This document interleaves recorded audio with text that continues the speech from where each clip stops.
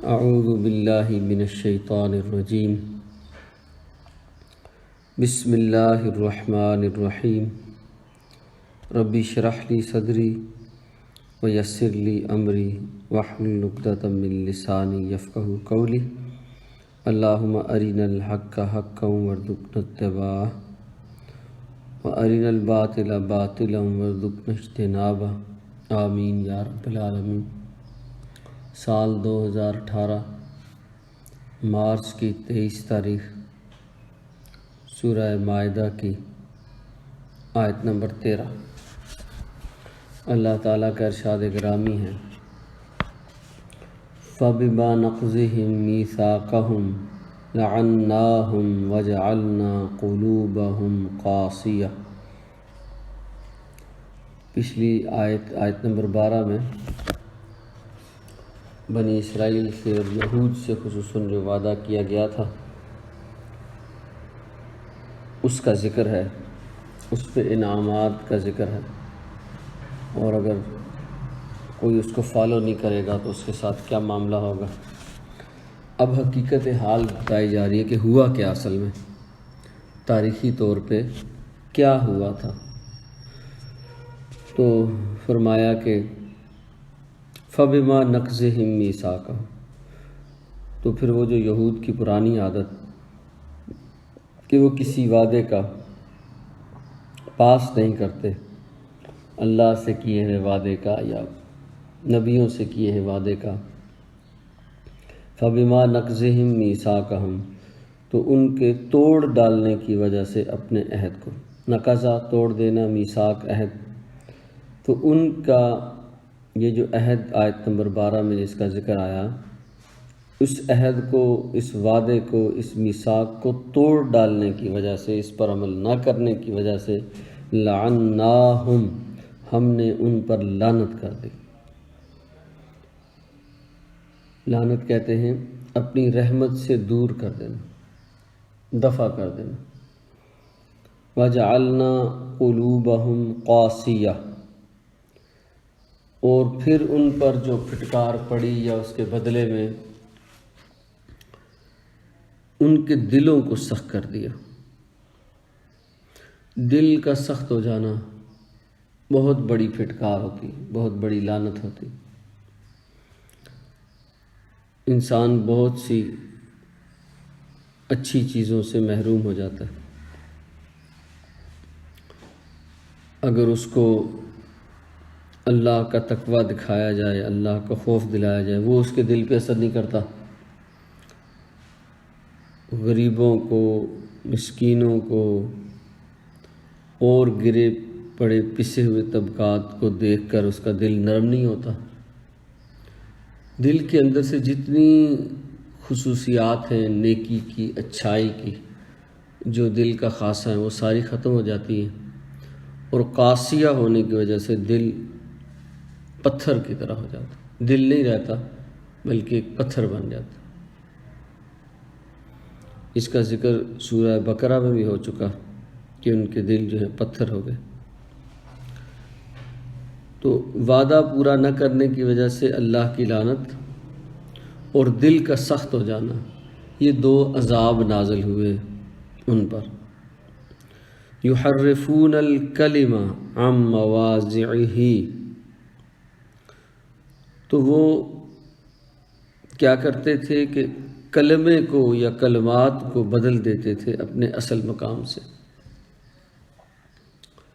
جو بھی تحریر کلمے کی صورت میں انہیں ملی تھی، کلمات کی صورت میں، جب حضرت موسیٰ کوہ طور پہ گئے تھے تو وہاں سے اللہ کے کچھ کلمات لکھے ہوئے لائے تھے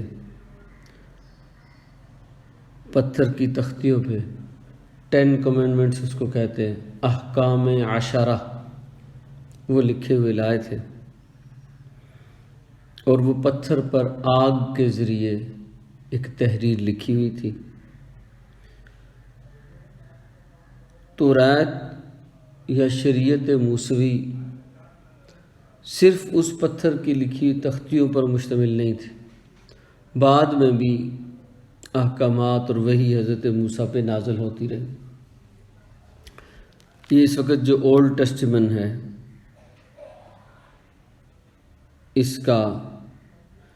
اس کے اندر اس وقت بھی 5 کتابیں ایسی ہیں جن کے بارے میں یہ کہا جاتا ہے کہ یہ حضرت موسیٰ پہ نازل ہوئی۔ تو جو کچھ اس میں لکھا ہوا تھا وہ اس کی جو عبارت ہے، اس کا جو اصل مفہوم حضرت موسیٰ نے متعین کیا، اللہ نے متعین کیا، نبی نے بتایا، اس عبارت کو اس کے اصل مفہوم سے ہٹا دیتے تھے۔ ایک تو یہ مطلب، دوسرا یہ مطلب تھا کہ کلمات جس جگہ سے ادا ہوتے ہیں اس جگہ کو بدل دیتے تھے۔ دونوں صورتوں میں عبارت کا مطلب بدل جاتا ہے۔ ایک عبارت ہے 4 الفاظ پہ مشتمل ایک جملہ لے لیں، روکو مت جانے دو۔ اس میں اگر آپ اس کو ایسے پڑھیں کہ روکو مت جانے دو، اور اگر آپ اس کو ایسے پڑھیں روکو مت جانے دو، تو اب آپ اس سے وہ مطلب بھی نکال سکتے ہیں، بالکل الٹے 2 مطلب نکل سکتے ہیں کہ نہ روکو جانے دو، روک لو مت جانے دو۔ اب اس عبارت جس نے یہ جملہ کہا، ساتھ اس نے آپ کو سمجھا بھی دیا کہ میرا مفہوم تو یہ تھا، اور آپ نے جب چاہا اس جملے میں وقفے ڈال کے ان کو بدل کے، کلمات وہی ہیں لیکن یہ کہ ان کو اس ترتیب سے آپ نے بولا کہ مطلب الٹ ہو گئے۔ اسی طرح اللہ نے کہا کہ لوگ کہتے تھے رائنا، یہ کہتے تھے راعینا، ان کو کہا گیا کہ حتتن کہا کرو، انہوں نے کہنا شروع کر دیا حنتتن۔ اب یہ تھوڑا سا فرق ڈال دیتے تھے، بیچ میں ایک غنہ ڈال دیا، بیچ میں جو آئین کے بعد زیر ہے اس کو تھوڑا سا اور لمبا کر کے یا ڈال دی بیچ میں۔ رائنا کا مطلب ہوتا ہے کہ ہماری رعایت فرمائیے۔ مثلا یہ کلمہ اس وقت کہا جاتا تھا کہ جب کوئی ہستی کلام کر رہی ہو، سننے والے سن رہے ہوں اور سنتے ہوئے انہیں کوئی بات سمجھ نہ آئے تو وہ کہتے تھے رائنا، ذرا دوبارہ ارشاد فرمائیے، ہمیں بات سمجھ نہیں آئی۔ تو حضور کی محفل میں یہ کلمہ بولا جاتا تھا، تو یہودی جو ہیں اس محفل میں اس کلمے کو راعینا کہتے تھے۔ راعینا کا مطلب ہوتا ہے ہمارے چرواہے، ہماری بکریاں چرانے والے، کلمہ تحقیر ہے۔ تو اس کلمے کو اللہ تعالیٰ نے ان کی وجہ سے بدلوا دیا، کہا گیا کہ لا تقولوا رائنا قولوا انظرنا، اے مسلمانوں انظرنا کہا کرو۔ جب بھی نبی اکرم صلی اللہ علیہ وسلم سے مخاطب ہو تو اب رائنا کو کیونکہ یہ بدل دیتے ہیں تو رائنا نہ کہا کرو، رائنا انظرنا کہا کرو۔ تو ان کا یہ کام تھا کہ یہ کتاب میں تحریف کے 2 طریقے ہیں۔ ایک تو طریقہ کار یہ ہے کہ عبارت نکال دی جائے، یحرفون، تحریف کرتے تھے اللہ کے کلام میں، یہ تحریف کرتے تھے، اس طرح کرتے تھے کہ اس کو اپنے اصل مقام سے کلمے کو ہٹا دیتے تھے۔ تو یہ تحریف کا ایک طریقہ ہے کہ وہ اللہ کے کلام میں تحریف کیا کرتے تھے۔ جیسے ہمارے ہاں تورات میں تو پھر انہوں نے ہر طرح کی تحریف کی، وہ جو عبارتیں لکھی ہوئی تھی وہی مٹا دی۔ لیکن اب قرآن مجید میں جو اس کا ٹیکسٹ ہے اس کو کوئی چھیڑ نہیں سکتا، لیکن اس میں بھی مطلب نئے نئے نکالنے کی کوشش کی جا سکتی ہے۔ تو تحریف، یحرفون الکلمہ عن مواضعہ، وہ بدل دیتے تھے کلمات کو اپنے اصل مقامات سے۔ وَنَسُوا حَظًّا مِّمَّا ذُكِّرُوا بِهِ، تو پھر جب انہوں نے یہ کرنا شروع کیا، کتابوں کو، ان کی عبارتوں کو ایسے توڑنا مروڑنا شروع کیا، تو اسی سے اندازہ ہو گیا کہ ان کا کتاب سے تعلق کیا تھا۔ کتاب سے تو کنی کترا کے گزرتے تھے، کتاب پہ عمل بھی نہیں کرتے تھے، اس کے کلمات کو بدلنے کی کوشش کرتے رہتے تھے۔ تو اصل بات کیا تھی کہ کردار بیان کرتی ہے کتاب، وہ کردار اگر آپ میں نہیں ہے تو آپ اس کے دو طریقے ہیں کہ یا تو اپنا کردار بدل دیں یا کتاب بدل دیں۔ کردار بدلنا مشکل ہے، کتاب بدلنا آسان ہے۔ جیسے اقبال نے کہا کہ ہوئے کس درجہ فقیہان حرم بے توفیق، خود بدلتے نہیں قرآن کو بدل دیتے ہیں۔ ہوئے کس درجہ فقیہان حرم بے توفیق، بے توفیقی کا معاملہ یہ ہے کہ اللہ کے احکامات کو بدل دو، اپنی عادتوں کو نہ بدلنا، اپنے کریکٹر کو نہ بدلنا۔ تو کریکٹر بدلنا مشکل ہے۔ اچھا، پھر علماء ہیں، وہ کتاب لوگوں کو پڑھ پڑھ کے سناتے ہیں، تو جب ان کے منہ سے نکلتی ہے تو لوگ ان کے کردار کو دیکھتے ہیں، کتاب کو دیکھتے ہیں، پھر واضح ہو جاتا ہے ان کا کردار، غلط کردار واضح ہو جاتا ہے۔ اب کیا کریں؟ اگر کتاب کے اصل کلمات کو صحیح طرح سے بیان کرتے ہیں تو یہ ہمارے اوپر ہی آ کے پڑ جاتی۔ قرآن کو پڑھنے والا ایک ایسا ہے کہ لوگ اس کی معاشرت کو جانتے ہیں کہ وہ جھوٹ بہت بولتا ہے، بہت جھوٹ بولتا ہے، بیان بدل دیتا ہے، پھر وہ لوگوں کو قرآن پڑھائے تو قرآن مجید کہتا ہے لعنت اللہ علی الکاذبین، تو لوگ دیکھیں گے کہ یہ کام تو اسی شخص کا ہے، تو وہ کتاب کے ساتھ میل ہی نہیں کھاتا۔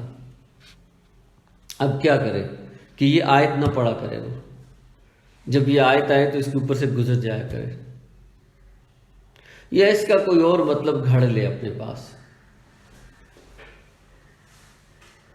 یا یہ بتا دے کہ یہ خاص قسم کے لوگوں کا ذکر ہے، کاذبین سے مراد یہاں پہ یہ ہے اور وہ ہے اور اس طرح فلانا، بس نکل جائے۔ تو کتاب کا معاملہ ہی یہ ہے کہ کتاب کو جب آپ پڑھا رہے ہیں یا کتاب کے ساتھ ہے، کتاب اصل کردار بتا رہی ہے، سننے والوں کو بھی پتہ چل رہا ہے، آپ کو بھی پتہ چل رہا ہے، تو بہتر یہ ہے کہ کتاب کو بدل دیتے ہیں، یہ زیادہ آسان ہے۔ تو پھر وہ کلمات کو توڑنے مروڑنے، ان کی غلط تشریحات کرنے، ان کی عبارتوں کو ادھر ادھر کرنے میں لگے رہتے تھے۔ اس سے کیا ہوا؟ وَنَسُو، تو وہ بھول گئے، نسو نسیان سے، تو بھول گئے، حَظًّا مِمَّا ذُكِّرُوا بِهِ، وہ چیز کہ جو انہیں نصیحت کرنے کے لیے بھیجی گئی تھی یا جس کے ذریعے انہیں نصیحت کی گئی تھی، اس کا ایک بڑا حصہ وہ بھول ہی گئے۔ نہ انہوں نے عمل کے وقت اس کو پڑھنا ہے، نہ اس کو نافذ کرنا ہے، نہ اس کو لوگوں کو پڑھانا ہے، تو وہ کہتی ہے کتاب بند ہی رہے تو ٹھیک ہے۔ تو اگر بند ہی رہے تو ٹھیک ہے، تو پھر یہ کیا ہے، وَنَسُوا حَظًّا مِمَّا ذُكِّرُوا بِهِ، تو وہ ایک حصہ کتاب کا، تو اس کا جس چیز کے ذریعے انہیں نصیحت کی گئی تھی وہ بھول گئے۔ نصیحت کے لیے ہمیشہ اللہ کا کلام چاہیے ہوتا ہے، وہ اصل نصیحت کرتا ہے، اس سے اصل نصیحت ہوتی ہے۔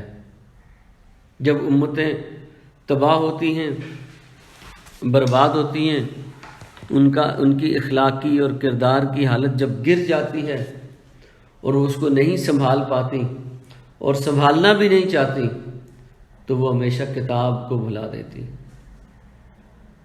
کتاب کی جگہ پھر اور کتابیں، یہ فلاں صاحب کی کتاب ہے، یہ ہمارے گروہ کی ہے، یہ دوسرے صاحب کی کتاب ہے، وہ دوسرے گروہ نے اس کو آگے رکھا ہوا ہے، یہ فلاں عالم کی کتاب ہے، ایک تیسرا گروہ اس نے اس کو آگے رکھا ہوا ہے۔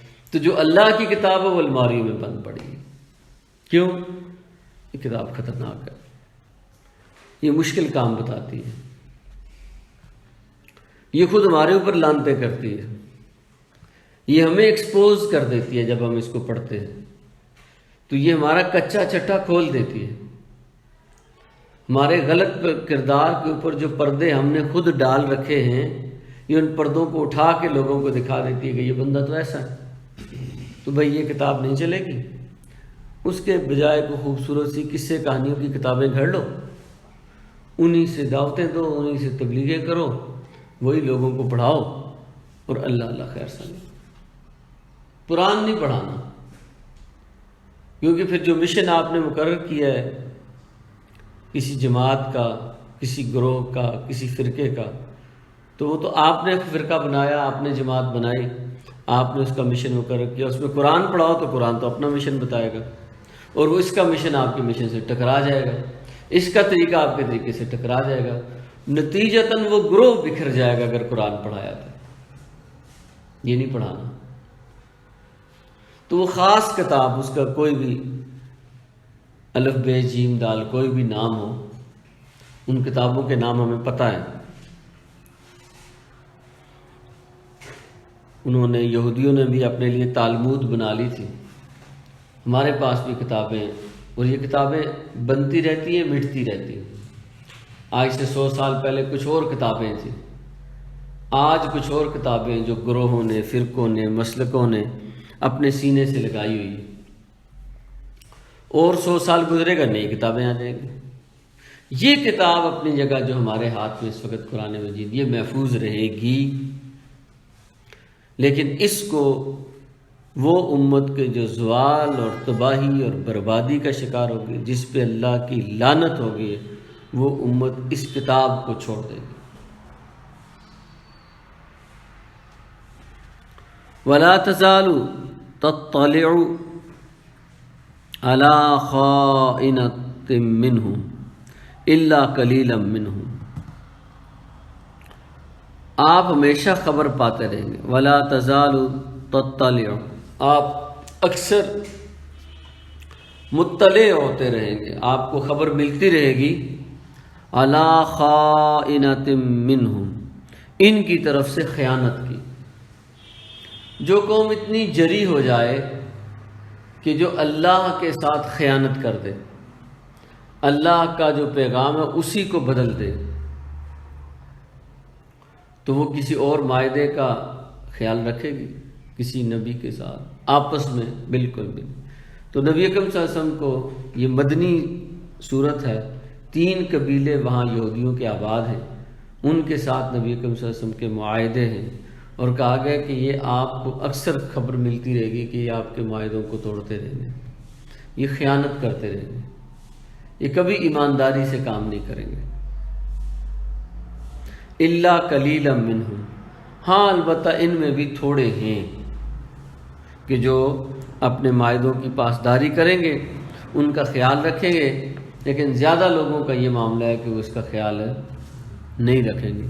فاعف عنہم واصفح، تو اے نبی فی الحال جو صورتحال ہے ان کو معاف کر دیں،